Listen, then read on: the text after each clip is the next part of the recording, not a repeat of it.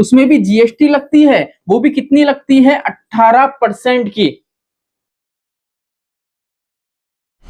नमस्कार दोस्तों, जय श्री श्याम। यहाँ पे आप सोच रहे होंगे कि सर अगर आप जीएसटी की बात कर रहे हो तो म्यूचुअल फंड के अंदर जो टैक्स लगता है क्या आप उसकी बात कर रहे हो? तो हम टैक्स की बात बिल्कुल भी नहीं कर रहे हैं, बिकॉज जो म्यूचुअल फंड में टैक्स लगता है वो तो उस टाइम लगता है जब हमारा गोल कंप्लीट हो जाता है, जब हम म्यूचुअल फंड से एक्सिट लेते हैं, पैसा हमारे बैंक अकाउंट में लेते हैं। टैक्स की कैलकुलेशन तो तब होती है, लेकिन ये कैलकुलेशन ऐसी है, आज अगर आप आपका पैसा निवेश कर रहे हो, आपका टारगेट लॉन्ग टर्म के लिए है चाहे शॉर्ट टर्म के लिए है, जितने भी साल के लिए आप म्यूचुअल फंड में पैसा निवेश करोगे, रेगुलर बेस पे रोज यहाँ पे जीएसटी लगेगी। इसलिए पूरा वीडियो वॉच करना, बिकॉज यूट्यूब पे ये वीडियो अभी तक नहीं है, इसलिए कंप्लीट वीडियो वॉच करना, बिल्कुल भी स्किप मत करना। तो चलिए शुरू करते हैं आज की हमारी वीडियो को। तो दोस्तों, वीडियो शुरू होने से पहले आज गणेश चतुर्थी है, तो आप सभी को बहुत बहुत शुभकामनाएं। तो चलिए हमारे टॉपिक की तरफ चलते हैं। अब क्या होता है म्यूचुअल फंड में, पहली चीज तो आपने देखा होगा बहुत सारे चार्ज लगते हैं और समय समय पे सारे चार्ज लगते हैं। अगर इसकी आपको डिटेल वीडियो चाहिए कि इन्वेस्टमेंट अगर हम करते हैं तो कौन सा चार्ज लगता है,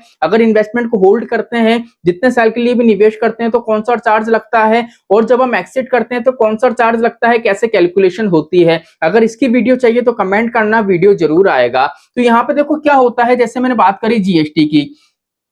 अब क्या होता है म्यूचुअल फंड में जब भी हम इन्वेस्ट करते हैं ना, तो इन्वेस्ट करने के बाद जैसे मान लीजिए आज आपका टारगेट है कि सर मुझे 2025 में निवेश स्टार्ट करना है, एसआईपी स्टार्ट करनी है, और मेरा टारगेट है कि 2030 तक मैं मेरी एसआईपी कंटिन्यू रखूंगा। तो डेली बेसिस पे यहाँ पे जो जीएसटी का चार्ज लगता है वो ऐसे लगता है। आपने देखा होगा जब भी हम किसी फंड में निवेश करते हैं तो वहां पे होता है फंड मैनेजर, ठीक है। अब फंड मैनेजर क्या होता है, एक तरीके से हमारे पैसों को मैनेज करता है। तो जो एएमसी होती है वो किसी भी तरह की वहां पे उसको तनख्वाह सैलरी नहीं देती है, तो वहां पे उसको जो इनकम होती है ना, जो इसकी इनकम जनरेट होती है वो होती है एक्सपेंस रेशो के रूप में। अब एक्सपेंस रेशो कैसे लगता है इसकी बात हम डिटेल में बाद में करेंगे, अभी थोड़ा कंसेप्ट हम क्लियर करेंगे। लेकिन एक्सपेंस रेशो के रूप में यहाँ पे क्या करा जा रहा है, हमसे जीएसटी ली जा रही है। अब कैसे ली जा रही है इसकी कैलकुलेशन जरा हम समझते हैं। अब मान लेते हैं फॉर एग्जाम्पल आपने म्यूचुअल फंड वाले सेक्शन में 1 लाख रुपए निवेश करे, ठीक है। अब मान लेते हैं यहाँ पे निवेश करे और नेक्स्ट आपको 500 रुपए का रिटर्न मिला। सिर्फ कैलकुलेशन है तो कैलकुलेशन के तौर पे इसको लेना, ये मत सोचना कि नेक्स्ट 500 रुपए का रिटर्न मिल गया, सिर्फ कैलकुलेशन के तौर पे हम बता रहे हैं फॉर एग्जांपल, ठीक है। तो 1 लाख रुपए निवेश करे, 500 रुपए का रिटर्न मिल गया। अब मान लेते हैं हम जिस फंड में निवेश कर रहे हैं उसका जो एक्सपेंस रेशो बताया गया है वो 1% बताया गया है, ठीक है। अब सर कैलकुलेशन कैसे होगी? अब जो एक्सपेंस रेशो होता है ना, पहली चीज तो क्या होता है, ये लगता डेली बेसिस पे है लेकिन जो कैलकुलेशन होती है ईयरली बेस पे होती है, ठीक है। तो क्या होगा 365 डेज के अकॉर्डिंग ये लगेगा। अब बात पहले ये समझो कि जो सर एक्सपेंस रेशो होता है, जितने भी म्यूचुअल फंड है सभी का एक्सपेंस रेशो अलग अलग होता है। ऐसा क्यों होता है? तो अलग अलग ऐसे होता है क्योंकि सभी म्यूचुअल फंड में देखा जाता है, जैसे आप जिस म्यूचुअल फंड में निवेश कर रहे हो तो वहां पे देखा जाता है कि भैया टोटल इसके टोटल एक्सपेंस कितने हैं, इसके टोटल एक्सपेंस में इसका जो भी एयूएम है उसको डिवाइड करा जाता है, उसके बाद जो भी परसेंटेज आती है ना वो परसेंटेज कहलाती है एक्सपेंस रेशियो की। अब हमसे कैसे ली जाती है, 365 में 1% आपका पर्टिकुलर फंड आपसे एक्सपेंस रेशो ले रहा है। अब एक्सपेंस रेशो कैलकुलेट कैसे होगा, परसेंटेज है तो एक को हम क्या करेंगे 100 से भाग देंगे तो सिंपली आएगा 0.01।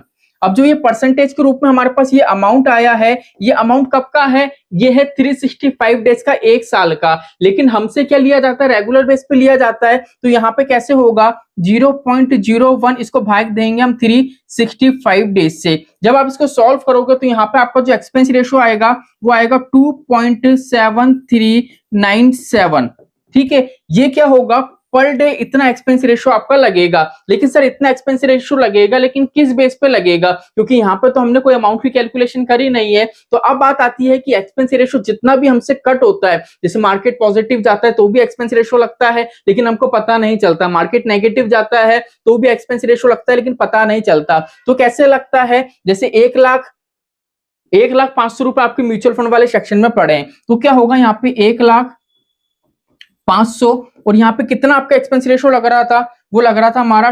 2.7397। अब सिंपल इसको क्या करेंगे, हम सॉल्व करेंगे। तो अगर हम इसको सॉल्व करेंगे तो हमारे पास एक दिन का एक्सपेंस रेशो निकल के आएगा, वो आएगा 2.75 रुपीज का।